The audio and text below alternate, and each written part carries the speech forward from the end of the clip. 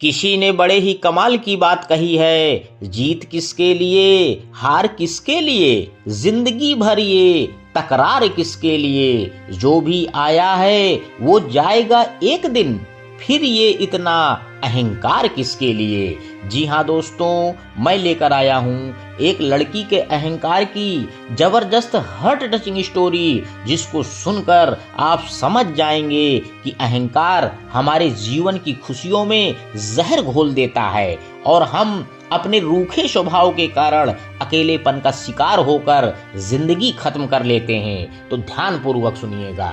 हमारे पड़ोस में रहने वाली एक तलाकशुदा टीचर आशा मैडम का देहांत हो गया।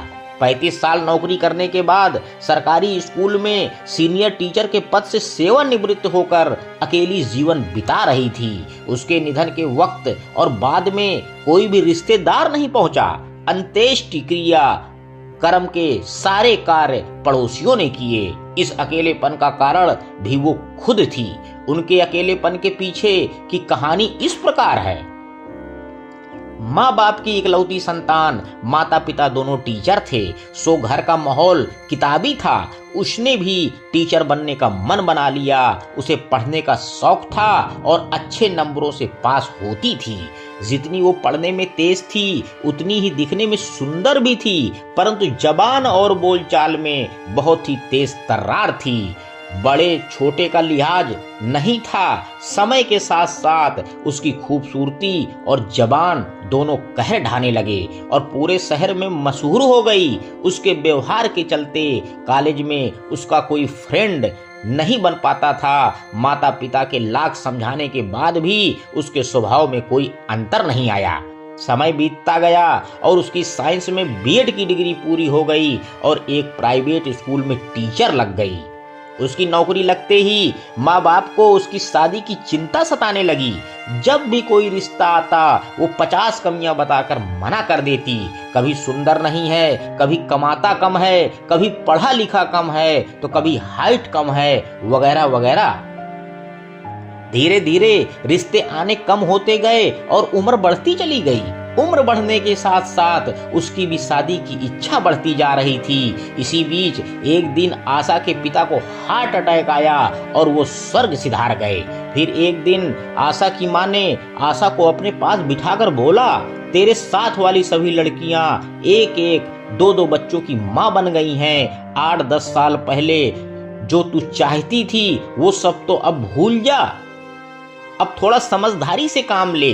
जिंदगी में थोड़ा समझौता भी जरूरी है। अब मेरी भी तबीयत ठीक नहीं रहती। इससे पहले कि मेरी आंखें भी बंद हो जाए तू अपनी आंखें खोल ले। अभी भी बहुत देर नहीं हुई है। आखिरकार वो शादी के लिए राजी हो गई और उसने अपने से कम कमाने वाले मामूली क्लर्क विजय से शादी कर ली। विजय दिखने में ठीक ठाक था, माँ बाप दोनों नहीं थे। लड़के ने शादी में शोबाजी पर ज्यादा खर्च नहीं किया। थोड़े दिन तक तो सब ठीक ठाक रहा, फिर वो अपने रंग दिखाने लगी। पति को बात बात पर टोकना, सीधे मुंह बात ना करना, किसी के भी सामने बेइज्जत कर देना, ये आम बात हो गई। वो विजय को पति कम और नौकर ज्यादा समझती थी। विजय पलटकर कुछ न बोलता क्योंकि उसे घर में शांति चाहिए थी।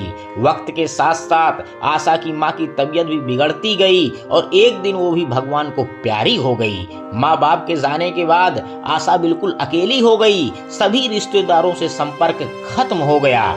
समय के साथ साथ पति पत्नी के रिश्तों में खटास बढ़ती चली गई और केवल नाम का रिश्ता रह गया। एक दिन ऑफिस से देर से आने पर विजय पर इतना जोर से चिल्लाई कि उसके आत्मसम्मान को बहुत चोट लगी और सब्र के सारे बांध टूट गए।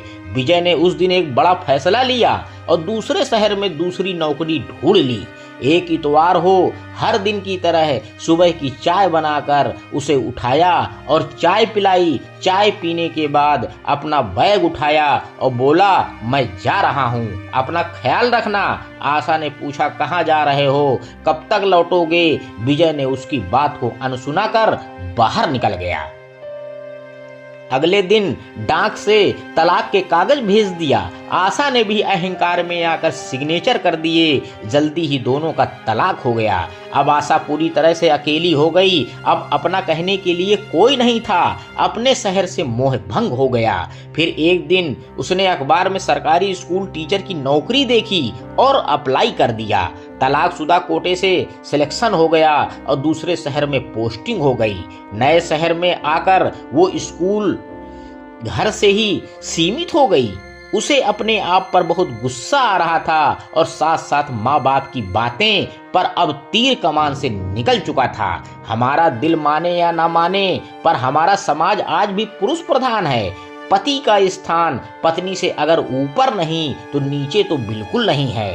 परिवार में एक दूसरे को समझना और उनका सम्मान करना अति आवश्यक है। मेरा मानना है कि पति का सम्मान करना कोई गुलामी नहीं है। पति के बिना स्त्री का वजूद हमेशा सवालों के घेरे में रहता है। अधिकांश कमाऊ बीवियां अपनी कमाई के गरूर में पति का मान सम्मान भूल जाती हैं और बाद में तन्हा जीवन बिताने को मजबूर हो जाती हैं और उनका अंत आशा मैडम की तरह होता है। दोस्तों, अंत में बस मैं यही कहना चाहता हूं कि घमंड कभी भी ये महसूस नहीं होने देता कि हम गलत हैं। अहंकारी व्यक्ति खुद को श्रेष्ठ और दूसरों को गलत समझता है। अच्छा स्वभाव ही दूसरों के मन में हमारी छवि बनाता है। अच्छे स्वभाव व सकारात्मक सोच से ही हम पति पत्नी के रिश्ते को मधुर बना